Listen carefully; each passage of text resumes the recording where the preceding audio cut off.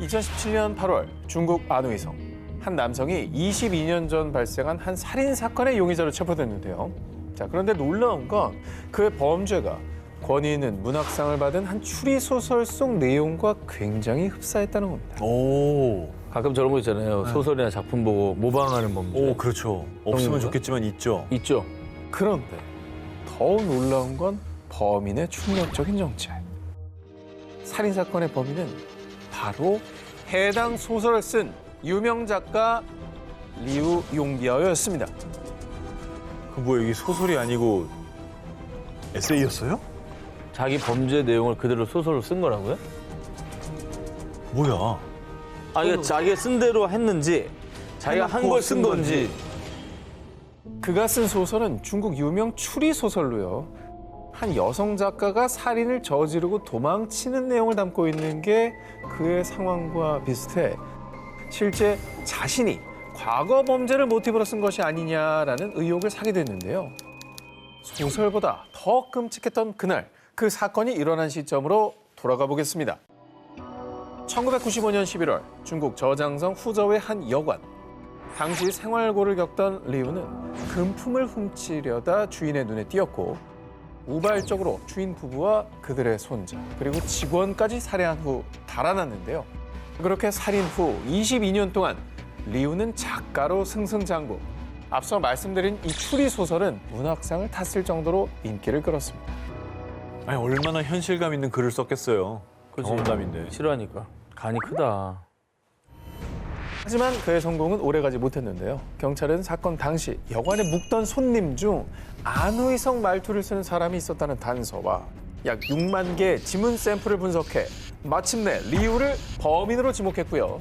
집에 들이닥친 경찰을 마주한 리우는 22년 동안 오늘만 기다렸습니다. 드디어 정신적 고통에서 벗어날 수 있게 됐어요. 라며 순순히 자신의 죄를 모두 자백했던 겁니다. 예상은 했구나. 근데 너무 비겁하다. 궤변이죠. 궤변이죠. 자신의 고통이 컸다면 자백했어야지. 자수했어야지. 왜 이제서 잡으니까 그 얘기를 합니까? 잠깐의 탐욕에 눈이 멀어 돌이킬 수 없는 잘못을 저지른 한 남성. 늦었지만 이제라도 그 죄값을 치르고 깊이 반성하시길 바랍니다. 1972년 미국 매사추세츠주 햄든 카운티 코네티컷 강. 13살 소년 데니 크로터가 숨진 채 발견됐습니다. 하지만 유력한 증거가 없어 결국 범인을 찾지 못한 채 사건은 50년 가까이 미제로 남아 있었는데요. 그런데 2019년 지방검사 앤서니 글루니가 부임하면서 이 사건을 다시 적극적으로 파헤치기 시작. 수사팀을 새로 꾸려 수천 장의 문서와 수십 년치의 증거를 샅샅이 뒤지며 수사는 새로운 국면을 맞았습니다. 저분이 뭔가 꽂히는 게 있어서 이걸 다시 시작한 건가요? 새로운 게 뭔가 나왔을 것 같아요. 네. 그러다 다시 주목받은 오래된 편지 하나. 이는 데니가 생전 다니던 성당의 카톨릭 사제 리처드 라빈이 2004년 살인자로부터 받은 편지라며 공개했던 것으로요. 편지는 범인이 자신의 살인을 시인하는 내용이 담겨져 있었습니다. 그런데 편지를 재감정한 결과 편지의 언어 패턴이 편지를 공개한 라빈과 일치. 이에 수사팀은 그를 유력한 용의자로 특정했습니다. 그리고 알고 보니 라빈은 아동 성범죄자. 결국 성직을 박탈당했던 두 얼굴의 인물이었습니다. 그러니까 의도적으로 수사에 혼선을 주기 위함인지 그렇죠. 아니면 뭔가 고백을 하고 싶어서 그냥 허위 연극을 한 건지. 그런데 라빈은 데니가 사망하기 하루 전날 데니를 강둑에서 폭행한 사실만 인정. 내가 다시 강둑에 갔을 땐 데니는 이미 죽어 있었어요. 난 죽이지 않았다고요. 데니 살해 혐의는 끝까지 부인했습니다. 하지만 수사당국은요, 사건 당시에도 라빈이 살인범이란 명확한 물리적 증거만 없었을 뿐 라빈을 유력 용의자로 의심했었고요. 데니가 살아있는 것을 마지막으로 봤던 정황, 살인을 시인하는 편지 등으로 보아 그가 진범임을 확신, 드디어 체포영장을 신청했습니다. 자기 동네 신자를, 그 애를 왜 때려? 신부가. 그런데 예상치 못한 일이 벌어졌습니다. 체포영장이 나온 당일 저녁에 지병으로 사망. 그렇게 50년 만에 드러날 뻔했던 진실은 정말 안타깝게도 영영 묻혀버렸습니다. 야, 자백이라도 하고 죽지 그랬냐, 이 나쁜 놈아. 이건 억울한 거야. 죄값을 치르게 했어야 되는데 하루라도 진짜.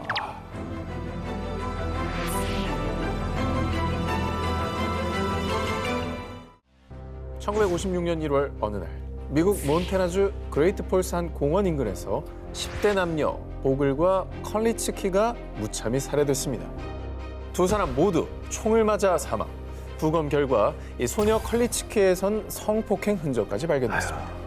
50년 되면 뭐 DNA 기술이 있겠습니까? 범인을 잡을 방법이 있나요? 이거 뭐 총탄 같은 뭐 다른 증거는 없었던 건가요? 그 어떤 단서도 찾지 못했고요. 결국 사건은 미제로 남았는데요. 그런데 2012년 경찰이 이 사건을 재조사, 과학수사의 발달로 과거 피해자 컬리츠키 부검 당시 확보한 증거에서 이 범인의 DNA를 확보하는 데 성공했습니다. 경찰은 이 DNA 증거를 토대로 2019년 컬리츠키의 이웃 케네스 굴드란 남성을 용의자로 지목했는데요. 수십 년간 미제로 남아있던 사건이 드디어 밝혀지나 싶은 순간. 그런데 정말 안타깝게도 용의자 굴드는 2007년에 이미 사망, 심지어 화장까지 한 상태였습니다. 근데 굴드가 진범은 맞을까요? 사실 이 경찰이 굴드를 용의자로 지목하기까지도 쉽지 않았습니다. 굴드는 범죄 전력이 없었기 때문에 범죄자 DNA 데이터베이스에 정보가 등록되지 않은 상태였습니다. 하지만 경찰이 그를 용의자로 특정할 수 있었던 건 상업용 DNA 데이터베이스 덕분이었는데요. 보통 잃어버린 가족을 찾기 위한 목적으로 등록하는 가족 찾기 데이터베이스를 활용해 범인의 DNA와 일부 일치하는 DNA를 발견했고요. 그 DNA의 주인공이 바로 굴드의 가족들이었던 겁니다. 이에 경찰은 정확한 분석을 위해 굴드의 자녀들을 간곡하게 설득했습니다. 당신 아버지가 범인일 수도 있습니다. 하지만 피해자와 유족들은 60년 넘게 고통받고 있어요. 제발 진실이 밝혀지게 도와주십시오. 그렇죠. 유족들은 뭐 비록 범인을 처벌하지 못하더라도 대체 누가 범인인지 진실이라도 알길 바라지 않습니까? 굴드의 자녀들한테는 정말 엄청 괴로운 선택이겠다.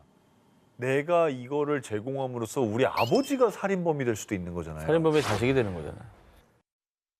결국 굴드의 자녀들은 진실을 밝히기 위해 DNA 채취 검사에 응했습니다. 그 결과 사건 발생 65년 만에 사망한 굴드가 진범이라는 사실을 확인했습니다. 아오. 진범을 결국 찾았군요. 찾았네요, 진짜. 피해자의 유족들은요. 65년 만이긴 하지만 적어도 누가 그랬는지 진실을 알게 됐잖아요. 이제라도 진실이 밝혀져 조금이라도 억울함을 풀게 된 것에 감사를 표했습니다. 발전한 과학기술과 경찰의 끈질긴 집념 덕분에 65년 동안 가려진 진실을 밝힐 수 있었습니다. 1994년 11월 28일 영국 경찰서로 걸려온 신고 전화.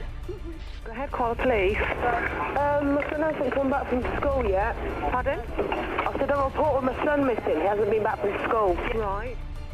하지만 다음 날 실종됐던 6살 소년 리키는 숲속에서 잔혹하게 살해된 채 발견됐는데요. 정말 기괴하게 리키의 시신은 나체로 이 마치 별 모양처럼 양팔과 양다리를 크게 벌린 상태였습니다. 뭔가 약간 그 종교 같은 거 결부된 거 아니에요? 뭔가 범인의 메시지 같기도 하고요. 수사에 착수한 경찰은 사건 2달여 만인 1995년 1월 용의자를 체포했습니다. 그런데 너무나도 충격적인 용의자의 정체. 바로 리키의 엄마. 실종 신고를 했던 루시였습니다.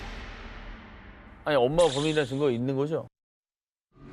발견된 시신의 모습은 마치 레오나르도 다빈치의 인체 비례도를 연상했는데요. 그런데 엄마 루스의 집에서 이 인체 비례도 그림도 발견이 돼버렸습니다.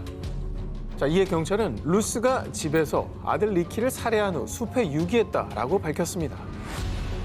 그런데 말입니다. 수사 결과 밝혀진 사실. 평소 루스는 어린 아들인 리키를 학대.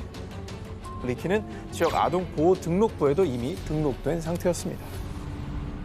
그러면 결국엔 살해한 뒤에 뭐 수사에 혼선을 주려고 이상한 진술했다. 이런 거 아니에요? 2000년 루스에 대한 법원의 최종 판결이 내려졌습니다. 루스의 아동학대 혐의는 유죄. 하지만 살인 혐의는 무죄를 선고받았는데요. 루스가 아들 리키를 살해했다는 결정적인 증거가 없었기 때문입니다. 그렇지. 증거가 없잖아. 리키 살인 사건은 무려 20년 동안 미제 사건으로 남아 있었습니다. 그러던 2015년 리키 살인 사건 재수사가 본격적으로 시작되며 드디어 진범을 체포했습니다. 엄마? 진범의 정체는 사건 당시 13살이었던 이웃 제임스 왓슨이었습니다. 엄마 아니었네. 13살이? 증거 있어요? 재조사 중 피해자 리키의 옷에서 검출된 DNA가 왓슨의 DNA와 일치했던 겁니다. 사실 왓슨은 사건 당시 경찰의 용의선상에 올랐지만 리키를 만난 적이 없다라고 진술. 그리고 당시 엄마 루스가 유력한 용의자로 지목되면서요. 왓슨은 이 가볍게 용의선상에서 벗어났는데요. 21년 만에 다시 용의자로 지목된 왓슨은 리키를 만난 적이 있다고 진술을 번복. 말 바뀌었네. 하지만 살해 혐의는 완강히 부인했습니다. 오호, 말이 바뀌었다는 거는 이거는 조금 이상한데? 그리고 왓슨의 형 앤드류가 왓슨이 생전에 리키 집에 수차례 방문했다고 진술. 또 1994년 살인 사건이 있기 몇 달 전 왓슨이 리키의 동급생을 성추행한 혐의도 확인했습니다. 결국 리키 살인 혐의로 기소된 왓슨은 사건 발생 28년 만인 2022년 최소 15년형의 유죄 판결을 받았습니다. 2016년 11월 미국 콜로라도주 덴버의 법원. 한 여성을 구타 후 성폭행했던 진범으로 지목된 남성 클라렌스 모제스 L의 재판이 열렸습니다. 그런데 그는 자신의 결백을 주장. 과연 모제스는 진범이 맞을까요? 배심원들은 무죄를 판결했습니다. 본 판사 역시 클라렌스 모제스 L에게 무죄를 판결합니다. 뭐야, 진범이 아니었네요. 그런데 사실 이번 재판은 유죄 판결을 뒤집은 재심 재판.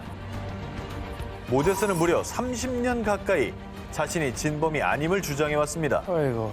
그에게 악몽이 시작된 건 1987년 한 여성이 엘시, 다널이란 세 사람에게 성폭행을 당했다며 경찰에 신고. 그런데 며칠 뒤 경찰에 체포된 것은 비슷한 이름을 가진 클라렌스 모제스 L이었습니다. 그가 범인으로 지목된 이유는 정말 뜻밖이었습니다. 내가 봤어요. 내 꿈에 나왔다고요. 당황스럽다, 정말. 당황스러워. 정말 황당하다. 아 근데 이거는 경찰이 일단 그 사람 체포한 것도 황당한데 판결이 나왔던 거잖아. 꿈 말고 어떤 진범의 흔적이 있습니까? 아니, 그러니까 알리바이라는 것도 있잖아. 어. 당시 경찰은 꿈에서 가해자를 봤다는 증언을 믿었고요. 왜 믿어? 제대로 된 수사 없이 그를 범인으로 특정. 덕분에 모제스는 1988년 성폭행 혐의로 징역 48년을 선고받았습니다. 미쳤나 봐. 심지어 1995년엔 모제스 측이 무죄 입증을 위해 피해자 옷 등 증거물에 있는 DNA 검사를 의뢰했는데요. 그런데 덴버 경찰 측은 약 8년 동안 멀쩡히 잘 보관해오던 증거품을 단 한 달 만에 실수로 분실했다고 주장. 실수? 고의성이 다분한 증거 인멸 정황에 모제스는 좌절해야만 했습니다. 경찰도 이상해요. 이게 왜 그랬지? 수사 종료한 거를 다시 끄집어내기 싫어서 그런지 모르겠는데 끄집어내는 순간 자기들의 과오를 인정해야 인정하는 거니까. 근데 저 사람의 인생이 뭐가 됩니까? 한 사람 인생을 다 망쳐놓고 그러고 말이 살고 돼? 싶나? 2013년 모제스에게 도착한 편지 한 통. 당신에게 무슨 말을 해야 할지 잘 모르겠네요. 그들이 나를 만나게 하세요. 때가 됐어요. 편지를 보낸 이는 과거 모제스의 이웃이자 성폭행 혐의로 수감 중인 엘시 잭슨. 아이고. 피해자가 처음에 언급했던 세 남성 엘시, 다널 이들 중에 한 명과 일치했는데요. 엘시 잭슨은 자신이 진범임을 무려 26년 만에 고백. 억울하게 옥살이를 했던 모제스는요. 진범의 증언이 뒷받침되며 2015년 조건부 석방. 드디어 그토록 외쳤던 진실을 인정받았습니다. 아니 진작 죄를 고백해야지 뭐 26년 동안 뭐에 가만히 있다가 인제 와서 그러냐고. 와 정말 진짜 너무한다. 30년 가까이 진범이 아님을 밝히려 외로운 싸움을 한 모제스. 그는 수차례 플리바겐을 제안받기도 했습니다. 하지만 그는 그때마다 이렇게 답했습니다. 내가 저지르지도 않은 죄를 인정하는 것보다 48년을 모두 복역하는 것이 낫겠소. 1961년 영국 버킹엄셔 A6 도로 복면을 쓴 강도가 한 차량을 습격 36살 남성 그렉스텐을 살해하고 22살 여성 스토리를 강간한 뒤 도주하는 사건이 발생했습니다. 그리고 사건 발생 2달여 만에 용의자 헨리티가 체포됐는데요. 범행에 사용된 총기와 빈 탄창이 한 호텔에서 발견됐는데 절도 전과가 있는 헨리티가 그 호텔에 가명으로 투숙한 게 확인된 겁니다. 그리고 피해자 스토리의 속옷에서 O형 혈액형이 검출됐는데요. 헨리티의 혈액형도 O형. 알리바이를 입증하지 못한 헨리티는 결국 법정에 서야 했습니다.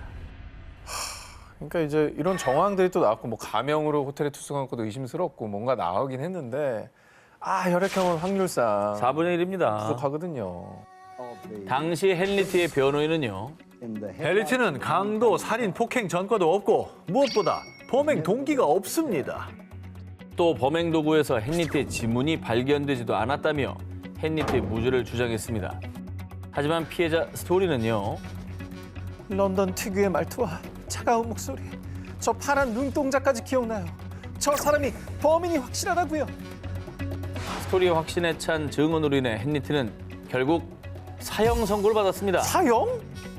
이거는 피해자가 그냥 저 사람이라고 했잖아. 특정을 했죠. 그러면 지목이 된 거고 영향을 안 끼칠 수 있나요? 사형 선고 직후 헨리티의 무죄를 주장하며 재수사를 요구하는 일명 A6 변호위원회가 꾸려졌는데요. 수많은 정치인과 법인권운동가, 저널리스트는 물론이고 존 레논 부부도 헨리티 가족을 만나 격려. 형 집행 정지 탄원에는 무려 9만여 명이 서명했습니다. 당시 수많은 영국인이 헨리티는 무죄라고 믿었는데요. 하지만 내가 원하는 건 단 하나입니다. 제 누명을 벗겨주세요. 헨리티의 말은 유언이 됐습니다. 아이고. 끝내 사형은 집행됐죠. 아니 죽기 직전에까지 저런 말을 했다는 게 나는 굉장히 불안하네요. 이게 뭐 나중에 뭔가 밝혀지더라도 이거는 이제 돌이킬 수 없는 일이 돼버린 거죠. 결국 사건 발생 36년 만인 1997년 재심이 결정됐습니다. 그 사이에 과학기술이 발전하며 DNA 대조가 가능해졌고요. 1999년 경찰이 피해자 스토리의 속옷에서 DNA를 추출하는 데 성공. DNA 대조 결과, 그 결과는 말이죠. DNA 일치였습니다. 뭐야? 헨리티가 맞았습니다. 이 진범이 맞았던 거예요, 그러면? 네. 뭐가 억울한 거야, 그러면? 결국 40여 년간 논란이었던 A6 도로 살인 사건의 진범은 헨리티라는 것이 확인됐습니다. 진짜. 충격의 말을 못 잇고 있군요. 이거는 그냥 너무 수많은 충격이다, 대중을 기만한 죄까지 추가해야 되겠네. 이거. 목격자한테 얼마나 또 비난했겠어. 네가 눈만 보고 알아? 대중들이 그 피해자를 오히려 2차 가해했을 거라고. 수많은 영국인을 농락한 살인자 헨리티. 40여 년 만에 진실이 밝혀진 뒤 피해자 스토리는 이런 말을 남겼습니다. 헨리티가 살아들어 범인이라고 털어놔도 사람들은 믿지 않을 거예요. 사람들은 보고 싶은 대로 보고 믿고 싶은 대로 믿으니까요. had nothing to do with me.